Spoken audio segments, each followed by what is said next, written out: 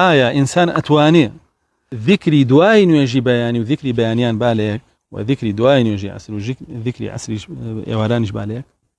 طبعا زۆر بەی زانایان ڕایان وایە ئەتوانێ، لەبەرەوەی ئاەتەکان بە مطلقی فەرمێتی لەو کاتانەیە ذیکرکە ئەتوانێ بیان نالەیەک و دوو عیبادەتن لە یەک مەرتەبەیان ئەتوانێ بە یەکەوە کۆیان بکاتەوە.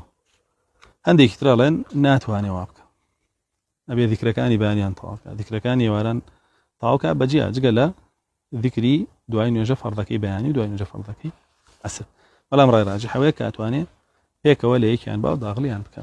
ئەوانەی کە ئەڵێن ناتوانێت تێکەڵاوی بکە کەواتە ئەم ئینسانە لە دوای نوێژە فەرضەکەی بۆ خۆی خوێندنی ئایەتول کورسی هەیە، خوێندنەی قولەکانی هەیە، ئەگەر بێت و لە ذیکری بەیانیان و ئێوارانە دەستکاتەوە بە خوێندنی ئەبێ دیسان بیان خوێنێتەوە ئایەتول کورسیەکە و قولەکان.